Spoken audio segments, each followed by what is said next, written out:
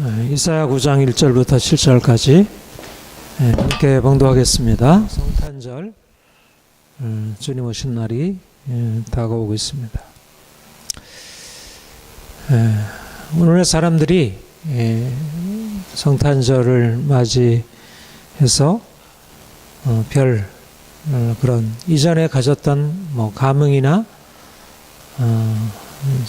그런 기쁨, 그런 의미들을 점점 잃어버리고 있음을 봅니다. 사실상 그런데 이거는 그렇게 큰 이상한 일이 아니고 어떻게 보면 너무나 당연한 것일 수 있습니다. 오늘날 사실 성탄은 언제 이렇게 축하가 되고 기쁨이 있냐면 우리 인생에 힘겨움이 있고 고통이 있고 문제가 있을 때, 그럴 때 사실 성탄이 이렇게 기쁨이 있고 감동이 있을 수 있습니다. 그런데 이미 우리는 너무 잘 살게 되었어요. 그래서 인생에 결핍이 별로 없고 그냥 세상이 좋은 것이지, 특별히 우리를 넘어서 위로부터 찾아오시는 그 놀라운 어떤 하나님의 기이한 행동, 이런 것들을 기대할 것도 없고 믿어지지도 않고 아무런 의미가 없는, 말하자면 일종의 상상력, 어떤 놀라움, 경이, 이런 것이 사라진 시대. 모든 것이 다 풍요하지만 그러나 너무나 모든 것이 갖춰져 있기 때문에 아무것도 진정한 기쁨과 감사가 없는 시대를, 이거는 좋은 시대가 아니라 사실 병든 시대이고, 이거는 인생을 유토피아로 인도하는 게 아니고 오히려 정말 지옥과 같은 곳으로 인도하는 것입니다. 저는 요즘에 현실들에 대해서 좀 더 이렇게 알면서 사람들이 너무 이렇게 헛된 환상을 살아가고 있구나. 제가 요즘 정신분석에 대해서 이렇게 공부하면서 더 느끼는 것은, 사람들이 이 현재 눈에 보이고 자신들이 지금 누리고 있는 삶이 굉장히 풍요하고 즐겁고 너무 좋은 것 같이 여기지만 사실은 이거는 진짜가 아니라는 것입니다. 이거는 그야말로 거짓으로 만들어내는 것들이고, 실제적으로 우리의 삶을 진정으로 우리의 마음에 진정한 갈망, 우리에게 진정한 기쁨을 주는 것은 사실은 가려져 있고 감춰 있다는 것.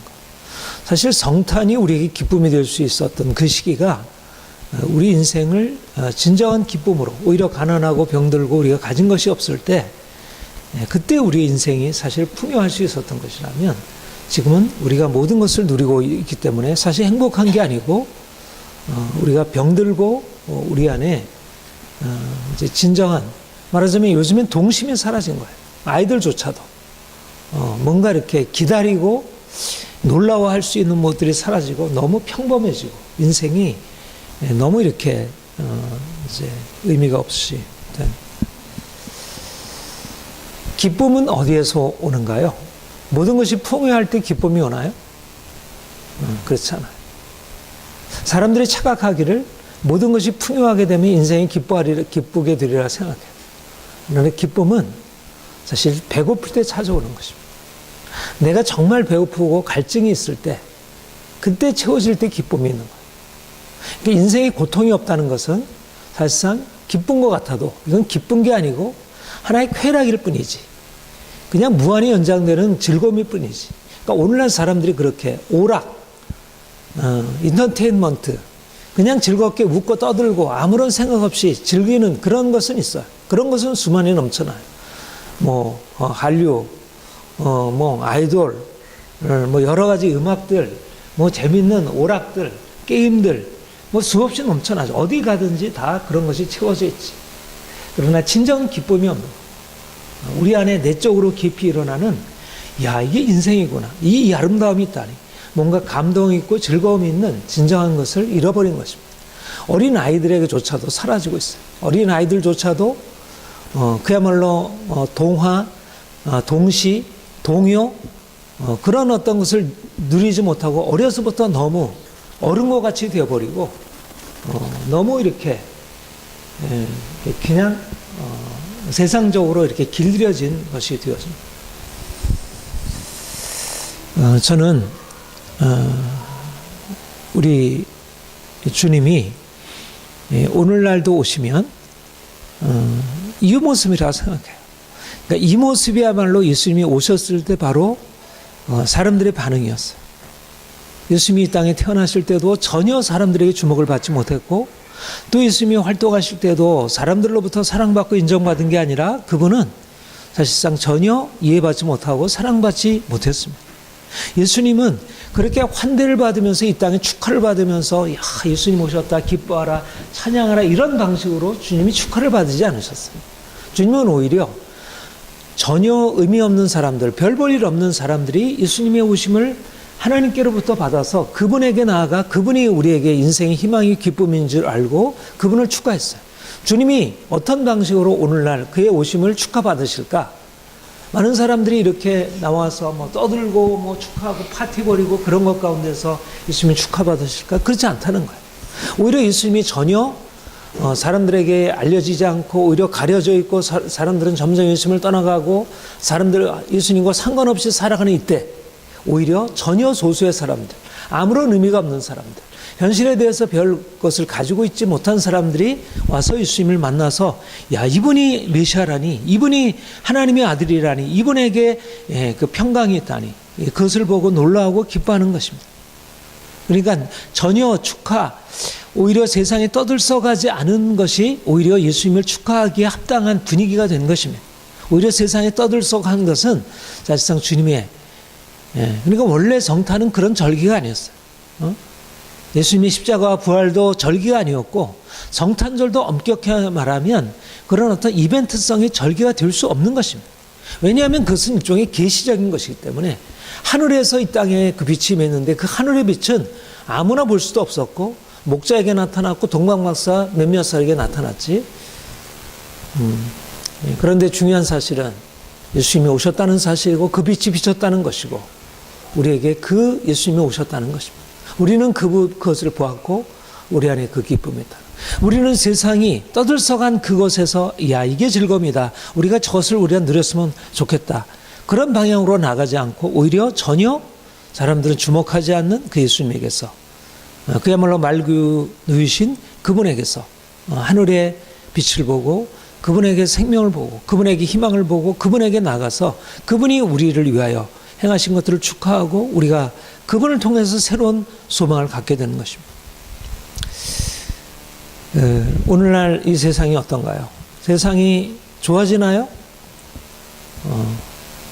이 세상 속에서 어떤 희망을 볼 수가 있을까요?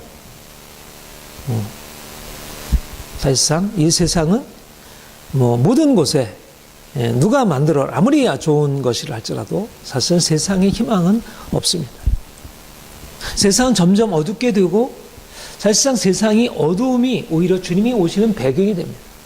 세상이 점점 어두워야 주님이 오셔서 그분이 빛이 되심이 나타나게 되는 거예요. 역설적으로. 그러니까 세상이 좋아지는 것은 사실 주님이 우리에게 오셔서 주님 자신을 나타내시는 것과 별 상관없는 일이에요. 우리 안에 빛이 있는 것이고 우리 안에 희망이 있는 것입니다. 아무것도 별 볼 일 없는 자들에게 별 볼 일 없는 목자들에게 주님이 그 빛을 나타내셨고 그들이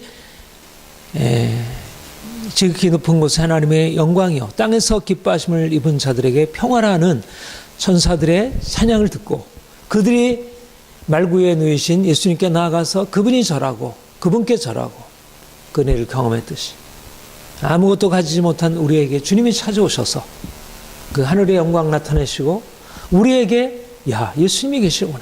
우리는 예수님 때문에 희망이고 인생이 어떤 외부에서 세상에 떠들썩하게 벌어지는 그 외부에서 뭔가 이 세상이 잘 되리라 사람들은 그쪽으로 나가죠. 여전히 로마의 통치자 옥타비아누스 황제가 득위해서 이제 그가 세상을 로마의 평화로 이끌어가고 헤롯이 다스리고 있고 여러 사람들이 유대를 다스리고 있지만 그곳에는 아무런 하나님의 빛이 임하지 않았고, 예수 그리스도 말구에 태어나신 그분이 그분에게 하나님의 영광이 나타났고, 그분에게 그 큰 기쁨의 좋은 소식이 나타났고, 그 빛의 소식, 그 빛을 주께서 우리에게 나타내신 것입니다. 우리는 위로부터 내려오는 그 빛을 받은 사람들입니다. 우리는 주님이 우리 안에 계시다는 사실로 인해서 기쁨을 가지고 있고, 주님이 우리에게 앞으로 행하실 일들을 기대하며 희망으로 나아가는 사람들입니다.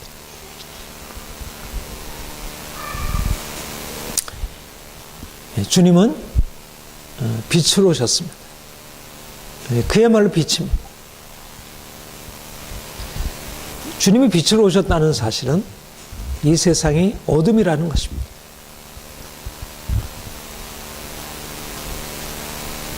사람들이 지금 사는 세상을 어둠으로 인식하나요? 이 세상이 너무 어둡다. 어둡다는 말은 하나의 상징이에요. 너무 고통스럽다는 것. 너무 깜깜하고 희망이 없다는 것. 너무 절망적이라는 것. 그런가요? 오늘날 우리가 사는 세상이? 이렇게 과학기술이 발전하고 우리의 삶이 이렇게 좋아지고 있는데 이 세상이 어둠이고 고통이고 절망인가요? 그렇지 않아 보이잖아요. 눈에 보이는 것은 전혀 그렇게 보이지 않아요. 그런데 사실상 우리가 지금 사는 세상은 예수님이 오셨을 때도 그랬고, 이사야 선지자가 이 예언을 할 때도 그랬고, 항상 어둠이었다는 것입니다. 고통이었다는 것이, 절망이었다는 것이. 그럼 사람들이 보는 그 희망, 그 희망찬 우리의 삶의 그것들은 무엇을 말하는가?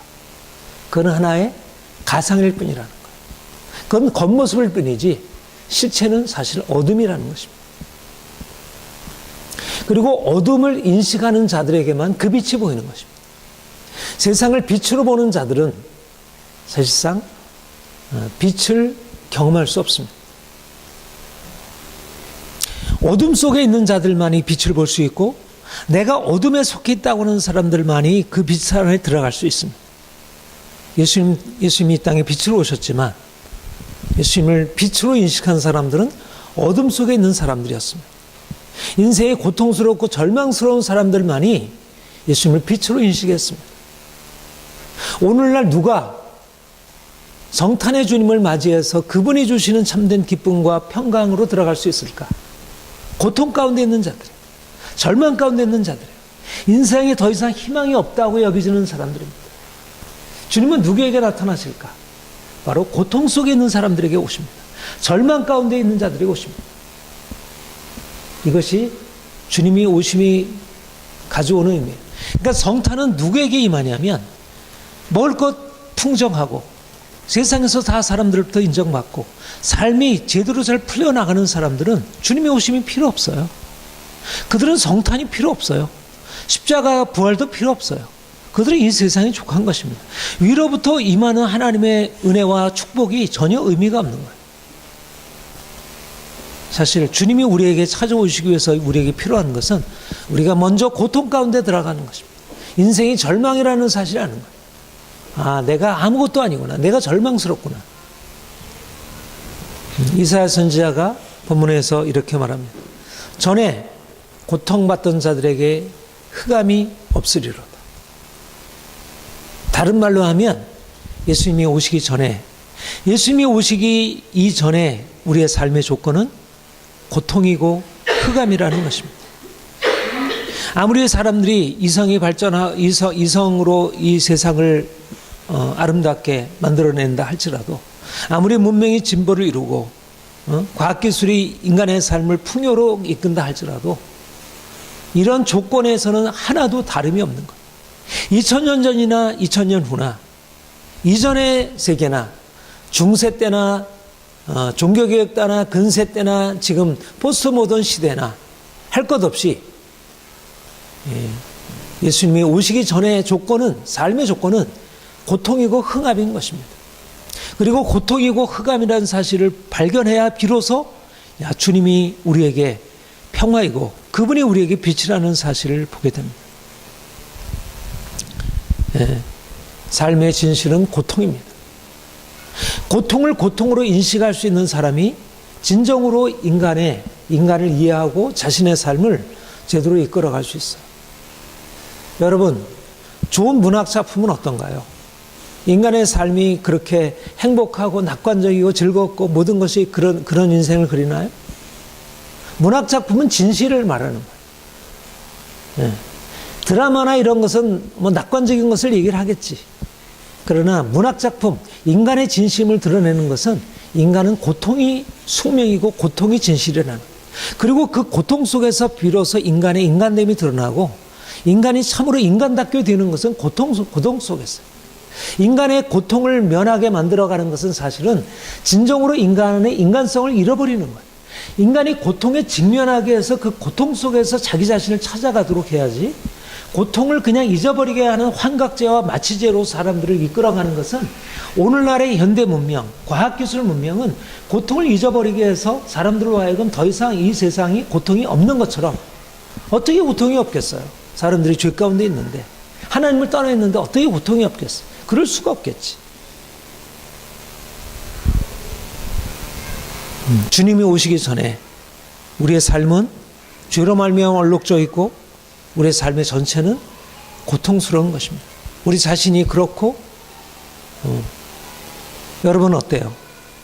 여러분 어려서부터 그러한 삶의 문제와 고통을 지녀왔고 지금은 어떤가요? 물론 때때로 잊어버리기도 하고 때때로 해결되기도 하죠. 그러나 고통이 해결되나요? 근본적으로 치유되나요? 다시 올라오는 것입니다. 다시 두렵고 다시 절망적이고 다시 답답하고 문제는 해결 안 되고. 근원적으로 인간의 삶의 조건은 고통이에요. 왜냐하면 우리는 낙원에서 추방되는 것입니다.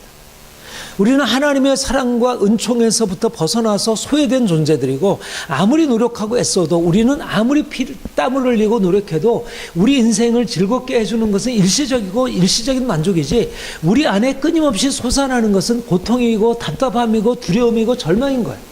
제가 요즘에 프로이트의 그런 정신분석을 이렇게 공부하면서 느끼는 것은, 인간의 진실은 고통이라는 거예요. 무의식안에 우리에게 가려져 있는 것은 의식으로 느끼는 것보다 훨씬 더 인간은 절망적이고 고통스럽다는 거예요. 누구도 거기서 벗어날 수 있는 사람이 없다. 아무리 왕이라 할지라도, 아무리 세상의 통치자라 할지라도, 아무리 부자라 할지라도, 아무리 지적으로 뛰어난 자 할지라도, 아무리 성과를 많이 이뤄놓은 사람일지라도, 실제적으로 그 삶의 깊은 곳에 들어가면 인간은 절망적이고 고통스럽고, 인간은 이기적이고 죄악으로 가득 차 있고, 그 죄악에서 누구도 벗어날 수 없는 고통스러운 존재라는 것입니다. 그런데 사람들은 이 고통을 잊어버리는 수많은 장치들을 개발했어요. 그래서 자신들이 고통스럽지 않다고 하고 스스로 속이고 자기를 그렇게 설득하고 그렇게 인정하고 살아가고 있죠. 그러나 전혀 사실은 그것은 진실이 아니에요. 그야말로 부타가 깨달은 대로 인간의 가장 핵심적인 진실은 고통으로부터 출발하는 것입니다. 이것이 인간의 조건이고, 사실은 어떤 것으로도 그 고통에서 인간을 면해 줄 길이 없습니다. 주님이 바로 고통과 흑암 가운데 행하는 자들에게 찾아오셨어요. 여러분, 왜 오늘날 사람들이 주님을 받아들이지 않나요?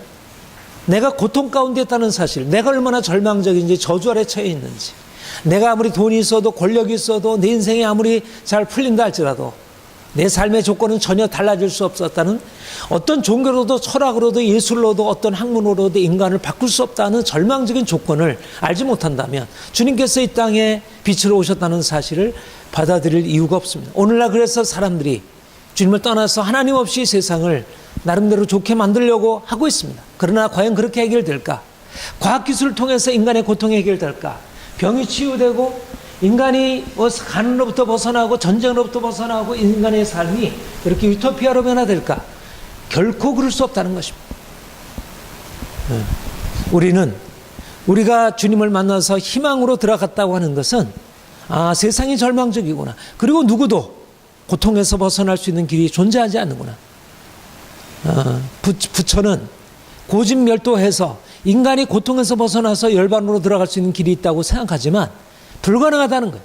종교로도 철학으로도 예술로도 어떤 것으로도 인간은 불가능하다는 것입니다. 그런데 놀라운 사실은 예수님께서 이 고통스러운, 전에 고통하던 자들에게 흑암이 없으리로다. 주님께서 이 땅에 오셨고 이제 새로운 빛이 비쳤고 고통에서 사람들이 벗어날 수 있는 길이 열리게 되었다는 것입니다.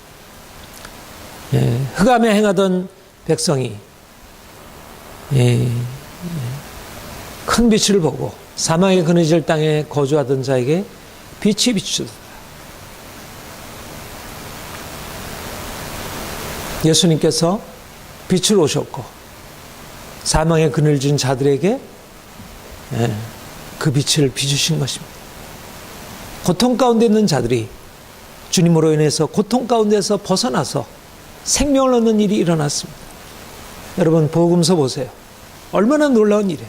실제적으로 복음서의 말씀이 그대로 여기에 예언이 되고 있어요.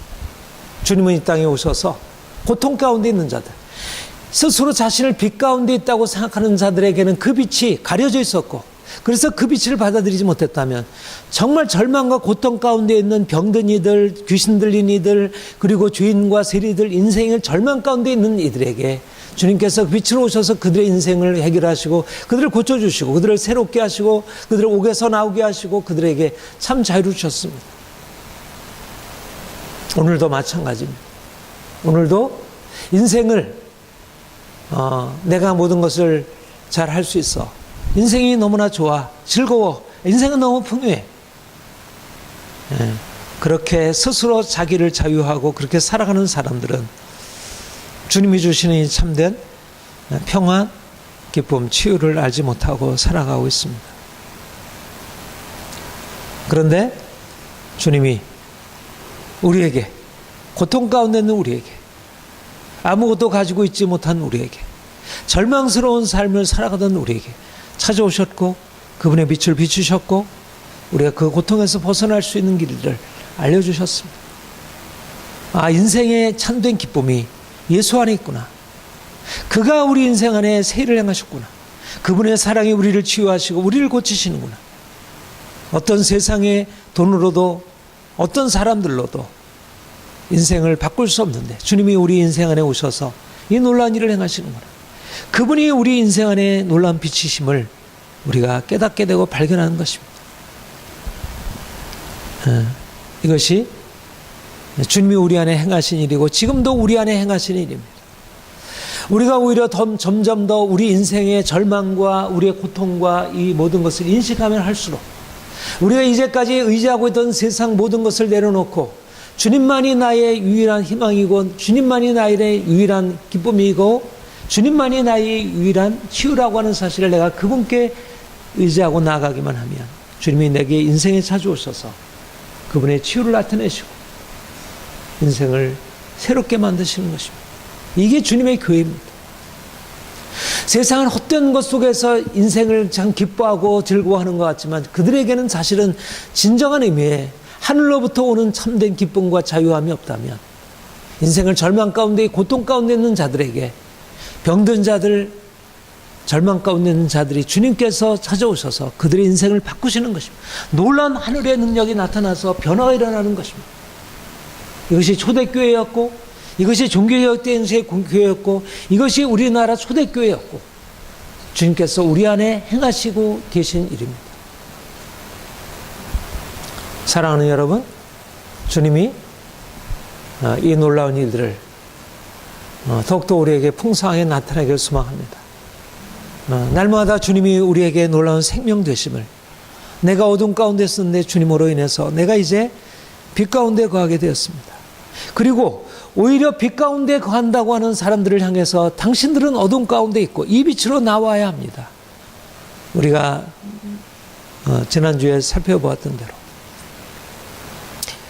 눈을 뜬 소경이 오히려 유대인들을 향하여 가르칠 수 있었듯이 사실 우리가 이제까지 절망 가운데 살아가던 우리의 삶의 조건은 오히려 희망으로 바뀌게 되고 세상을 오히려 섬기고 도와줄 수 있게 되는 것입니다.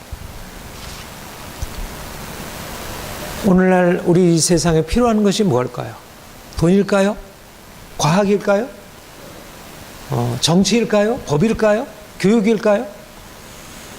세상에 필요한 것은 2000년 전에 우리를 위해서 이 땅에 오신 예수 그리스도, 그분의 붙입니다. 그가 우리의 생명 되심을 사람들이 발견해야 합니다. 예, 오늘 본문에 예수님을 평강의 왕이라 그렇게 말씀하고 있습니다. 여러분, 우리가 왕에 대해서 알고 있나요? 왕? 왕이 뭐 하는 사람인 줄 알고 있나요? 왕의 역할. 우리는 왕을 소설이나 영화나 드라마나 이런 데서 볼 수 있죠. 그러나 왕이라고 하는 것은 우리에게 너무 먼 개념이에요. 그렇죠? 네? 우리는 왕을 경험해 본 적이 없어요. 우리가 실제적으로 왕을 경험해 본 적이 없어요. 그러니까 사실은 우리의 현실적인 경험 속에서 예수님이 평화의 왕이라고 하는 것은 그냥 머릿속에 가지고 있는 아주 추상적인 은유에 불과하지 실질적인 은유가 되지 못해요. 그런데 사실은 예수님은 왕이신 것입니다. 그리고 왕으로 오셔서 우리를 다스린다는 것이야말로 실제적으로 중요한 의미를 가지고 있습니다. 저는 그렇게 생각해요. 오늘날 이제 정치 제도가 민주주의잖아요. 민주정. 군주정, 왕정이 있고, 귀족 정치 있고, 금권 정치 있고, 민주정이 있고, 독재 정치 있고, 그 플라톤의 국가 보면 그런 5가지 정치 제도를. 그런데 이제 플라톤의 국가 보면 왕정이 최고의 좋은 정치라 이렇게 얘기를 해요. 플라톤의 국가는 인정하기 어려운 부분이 많이 있지만, 그러나 사실 왕정이 최고의 좋은 정치제도. 원래 왕정이야말로 가장 좋은 정치제도. 우리는 민주정이야말로 최고의 좋은 정치라고 생각하지만 원래 가장 좋은 정치는 왕정이에요. 그런데 왜 왕정이 안 되냐면 이 왕이 될 만한 인간이 없는 거예요. 누군가를 다스려갈 만한 인간이 없는 거예요. 그 진정한 왕이 없는 거예요. 그래서 왕들은 다 독재자이거나 다 문제가 많아요. 그러니까 왕정보다 훨씬 민주주의가 훨씬 낫다고 생각하죠. 그런데 민주주의는 사실 진정한 정치제도라 하기 어려워요. 인간이 그렇잖아요. 인간이 머리가 하나여야지 머리가 모두 여럿이면 이게 인간일 수가 있나요? 인간이 안 돼요. 유기체가 된다는 것은 하나의 머리를 가지고 있어야 돼. 어떤 중앙 통치가 있어야 돼. 그러니까 사실은 오늘 민주주의라고 할지라도 기본적으로 대통령이라는 어떤 중심 정치가 있죠. 중심. 어떤 공동체든지 하나의 이 다스림이라고 하는 것이 있어요. 그런데 아무튼 이 세상에서는 그런 왕이라고 하는 것이 사실은 존재하기 어려우니까 우리는 왕을 경험해 보지 못했어요. 그리고 주님을 우리의 왕으로 섬기는 것을 경험하지 못해요. 이건 중요한 사실은 손실이라 할 수 있어요. 우리에게 왕이 없다는 것은 한편으로 현실적으로 좋지만 우리가 왕으로서 현실적으로 섬기는 섬김이 있을 때 비로소 왕 대신 주님을 섬기는 의미가 비로소 나타나요. 마치 우리가 하나님을 아버지라고 하는 것과 현실적으로 아버지를 경험하는 것이 무관하지 않듯이. 아무튼 예수님이 이 땅에 왕으로 오신 것입니다. 그리고 우리가 그분을 왕으로 섬기는 것입니다. 우리 한번 본문 읽어보겠습니다. 같이. 한 아기가 우리에게 낳고 한 아들을 우리에게 주신 바 되었는데 그의 어깨에는 정사를 메었고 그의 이름은 기묘자라 모사라 전능하신 하나님이라 영존하시는 아버지라 평강의 왕이라 할 것입니다. 주님이 메시아로 임하신 것입니다. 메시아. 왕. 놀라운 왕. 세상을 새롭게 만드실 왕. 여러분, 우리의 오늘날 정치 가운데 이런 걸 기대할 수 있나요? 이런 메시아를 기대할 수 있나요? 세상을 정의와 평화로 만들어갈 수 있는 그런 왕, 그런 정치를 기대할 수 있나요? 불가능한 것입니다. 그런데 우리는 주님께서 이 땅에 평강의 왕으로, 평화의 왕으로 오신 것을 우리는 알고 있고 그 왕이 우리를 다스릴 것을 우리는 믿고 있는 사람들입니다. 우리는 현실을 붙들고 살아가는 사람들이 아니라 메시아가 우리에게 임했고 우리는 메시아 그분이 다스리는 세계 안으로 들어가서 그분의 다스림 속에서 산다고 하는 이 놀라운 새로운 현실로 들어간 거예요. 우리는 이 세상 속에 살고 있지만 이 세상의 현실을 살아가는 게 아니라 왕 되신 주님, 그 전능하신 왕, 하늘의 통치자, 완벽한 사랑, 완벽한 정의, 완벽한 평화를 이루시는 그분이 다스리는 그 다스림 속에 들어가 사는 것입니다. 물론 그분은 하늘에 오르셨고 그분은 이 땅에 계시지 않습니다. 이 세상을 다스리는 것은 다른 세상의 왕들입니다. 세상의 다른 질서들입니다. 그러나 우리는 이미 왕 되신 주님이 우리 인생 안에 들어오셔서 우리를 다스리는 그 다스림을 우리가 경험하고 있습니다. 하나님의 나라가 임하였고 우리는 하나님의 나라 예수 그리스도의 통치 아래서 사는 자들이 되었습니다. 여러분, 이 주님의 다스림을 경험하고 있나요? 여러분, 우리가 현실 가운데 살아가지만 어떻게 우리가 현실을 그렇게 힘차게 세상을 다스리는 자로 우리가 살아갈 수 있을까? 세상을 우리가 강력한 힘으로 살아갈 수 있을까? 바로 우리에게 주님께서 평강의 왕으로 정의의 왕으로 임하셨다는 사실입니다. 이 세상은 정의도 없고 평화도 없습니다.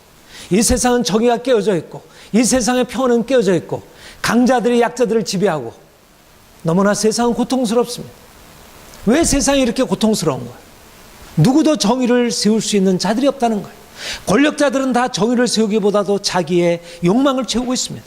그들의 권력 의지는 세상을 정의로 이끌어가는 게 아니라 세상을 병들게 하고 가난하게 하고 사람들을 아프게 하고 고통스럽게 하고 분열케 하고 이것이 세상의 질서입니다.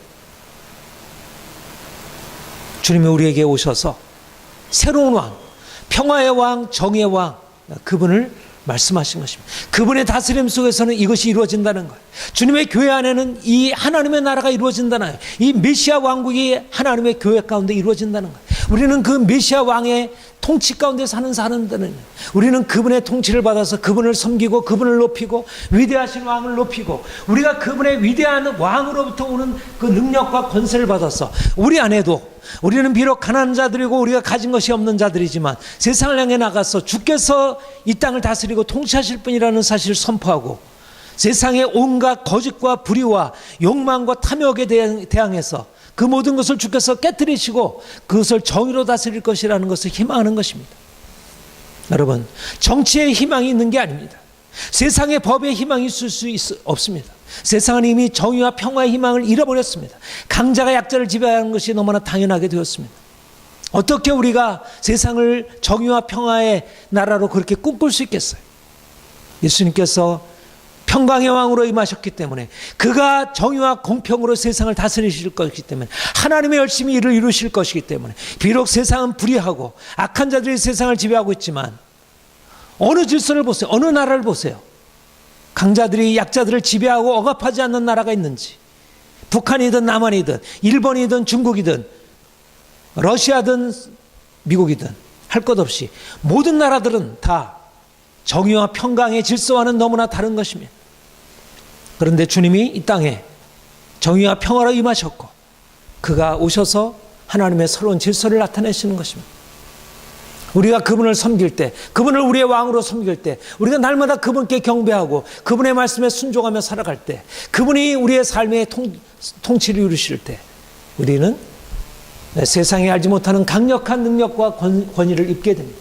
왕같은 제사장으로 세상을 향해 나아가 주께서 세상을 다스리는 분임을, 세상의 모든 악한 권세를 주께서 깨뜨리심을 우리는 선포하고 살아갈 수 있는 것입니다.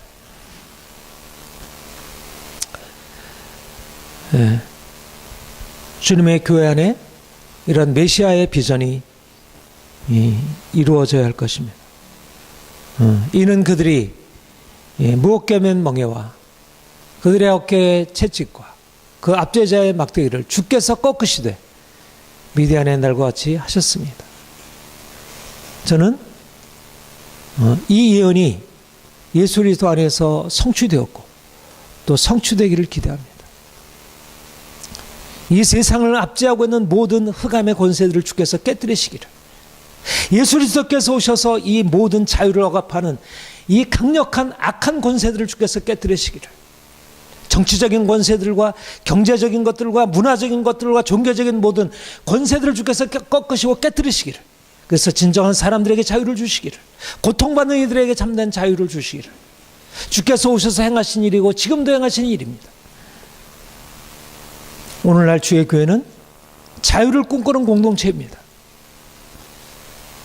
세상 사람들은 너무나 부자유한 삶을 살아가고 있고 그걸 당연하게 여기고 살아가고 있습니다. 어린아이들, 청소년들, 청년들이 너무나 고통 가운데 살아가고 있습니다. 이것을 해결할 수 있는 길들이 안 보이는 거예요.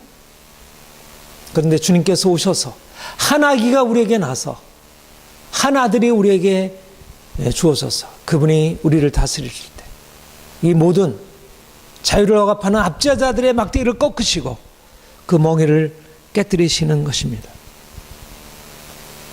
여러분, 이 세상을 어떻게 바꿀 수 있을까요?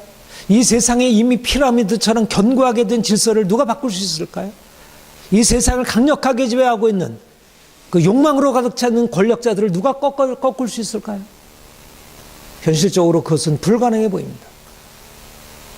그러나 주님이 이 땅에 이미 오셨고 그가 왕이시고 그가 통치자이시고 세상의 모든 강자들을 꺾으시고 고통받는 약자들을 주께서 다시 세우시리라는 것입니다.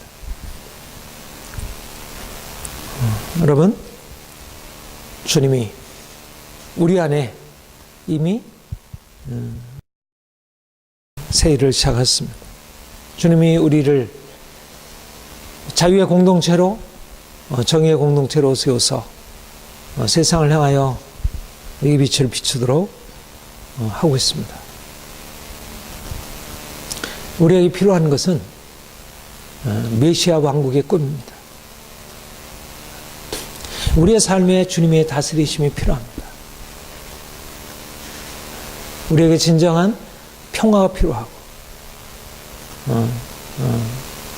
그리고 정의의 새로운 질서가 필요합니다. 여전히 우리는 여러 가지 삶의 문제 가운데 있습니다. 그리고 우리가 현실을 바라보게 되면 사람들은 너무나 많은 고통 가운데 있습니다. 메시아가 도래하지 않는다면 누가 이 세상 질서를 바꿀 수가 있겠나? 이 세상을 강력하게 지배하고 있는 그 흑암의 권세를 누가 깨뜨릴 수 있겠나? 예수님이 이 땅에 오셨지만 그가 십자가에 죽으시고 부활하셨지만 여전히 세상 질서는 여전히 흑암과 고통 가운데 있는 것입니다. 주님이 다시 오심이 필요하고 주님이 오셔서 이 세상을 새롭게 평정하실 날이 필요합니다. 우리는 꿈꾸는 자들입니다. 현실 속에서 우리가 무엇을 할 수 있는 것은 너무나 한계가 있습니다. 위로부터 주어지는 능력이 필요하고 메시아 주님이 우리 인생 안에 친히 들어오셔서 우리를 다스리시고 우리를 새롭게 하시고 강력한 주의 능력으로 우리를 새롭게 하셔야 합니다. 우리는 날마다 꿈꾸는 사람들입니다. 우리는 꿈꾸기 때문에 삶에 열정이 있고 용기가 있는 것입니다. 삶에 문제가 없다면 우리가 꿈을 꿀 필요가 없습니다. 그러나 삶에 문제와 고통이 있기 때문에 이것은 위로부터 도래할 은혜가 아니면 이것은 해결될 수 있는 것이 아니기 때문에 주님이 이미 오셨지만 또 그분은 다시 오셔야 하는 이미 우리에게 주님의 자유가 임했지만 주님의 자유는 온전한 자유는 앞에 기다리고 남겨져 있는 것입니다. 주님께서 우리가 가지고 있는 희망을 통하여 우리의 꿈을 통해서 그분이 약속하신 것을 이루실 것입니다. 정의와 평강의 나라를 우리 안에서 이루시고 이 땅에 이루실 것을 믿습니다. 날마다 우리가 주님께서 우리에게 행하실 일들을 꿈꾸며 또 주님이 주신 꿈을 따라서 우리가 성실하게 일하고 세상을 바꿔나가기를 힘써야 할 것입니다. 같이 기도하겠습니다.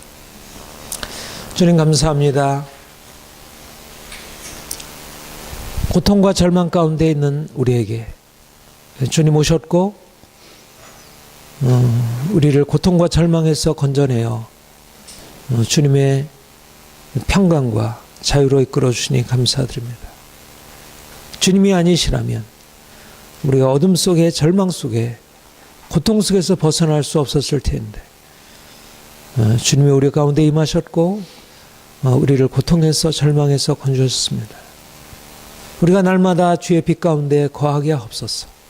세상은 어둠으로 가득 차 있지만 주님이 우리 안에 계심으로 인하여 우리에게는 밝은 빛이 있음을 고백합니다.